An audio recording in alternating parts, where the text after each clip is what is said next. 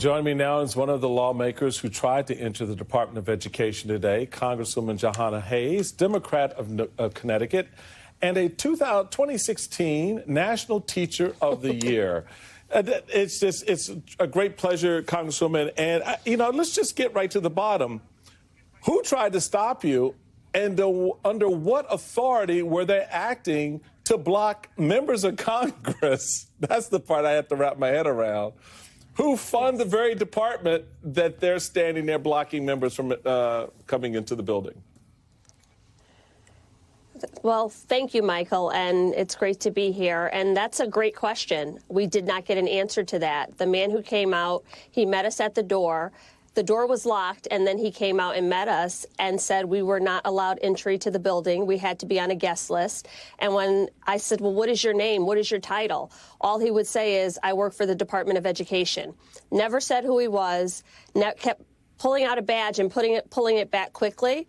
But we said, we're members of Congress. We can come into the building. We can request a meeting. Would not even let us inside the building.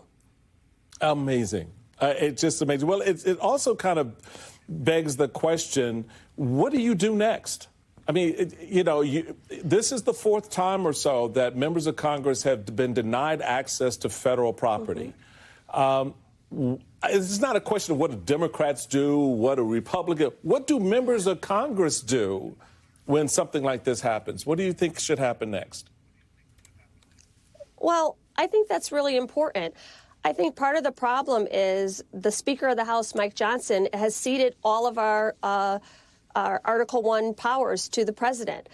And in this case, the Speaker of the House should be saying we need to respect the separation of powers. But I know that is not going to happen. So we are bracing for lawsuits. We've sent letters to the department requesting a meeting. 96 members of Congress signed on to this meeting.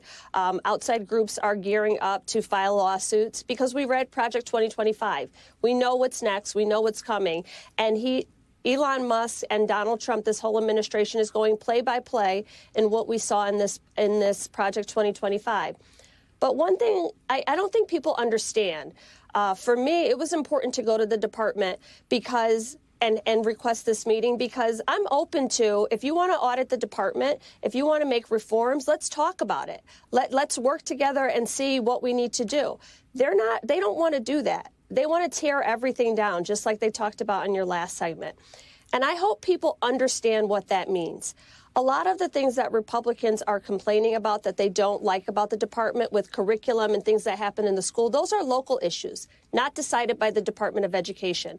What the department does handle is the $1.6 trillion in student loan funds, special education, making sure that students aren't discriminated against, collecting data and statistics from school, preparing educators to teach our students, running Title I programs for our lowest income communities. All of those things will be affected.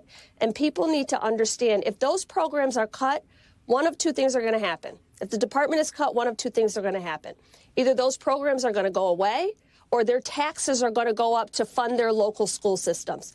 Our children deserve better. 49 million children attend public school in this country. And for Elon Musk to come in with no planning, no forethought, and just plow through these agencies with no plan to rebuild them or what's going to happen to the people that are affected is just completely wrong. And the members of Congress are going to stand up to that. It appears that Elon Musk, Vice President Elon Musk, I guess, I don't know, he's got some role, some official role, thinks that the Department of Education is already dead in response to Congressman Maxwell Frost's post about the DOE. He said, quote, "No such department exists in the federal government." You're an educator, a former teacher of the year, someone who knows education better than most. You talked just a moment ago about the programs that are impacted both at the federal and state level. What does this ultimately mean for parents out there and school systems across the country that now will have to scramble, to your point, to figure out where those federal dollars come? Because a block grant is not going to cut it. And we know how block grants ultimately work, right? Yes. And that's just it.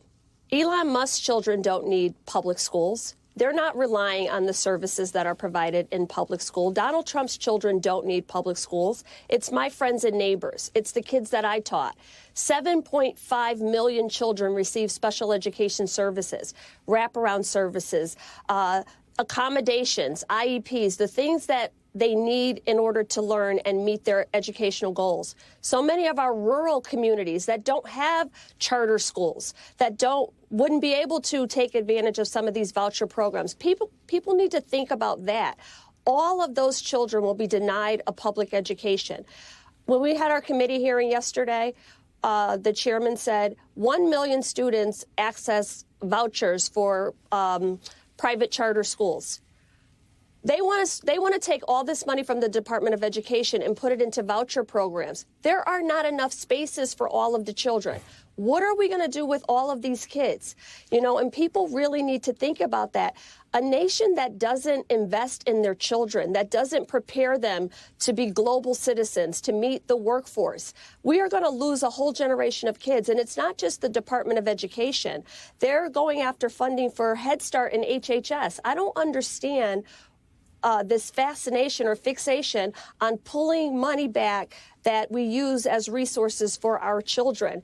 And they talk about government efficiency. They talk about the budget. They're not going to the top for all of those big ticket items, like military contractors, like closing some of the tax loopholes that they gave to billionaires.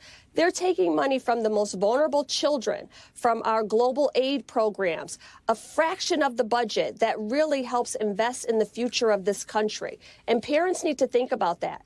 Democrat parents, Republican parents, grandparents, everyone needs to understand exactly what this means if the federal government, the Department of Education is stripped and those services are lost. Before and after school programs, lunch programs, services for students with special needs. All of our resources that schools have, our sports programs, our music programs, all of those things gone. Districts are going to have to make tough decisions about what they can keep, and our kids will have the bare minimum in schools, and teachers will not be prepared. Yeah. Thank you so much. Congresswoman Jahana Hayes, thank you so much. Really appreciate it.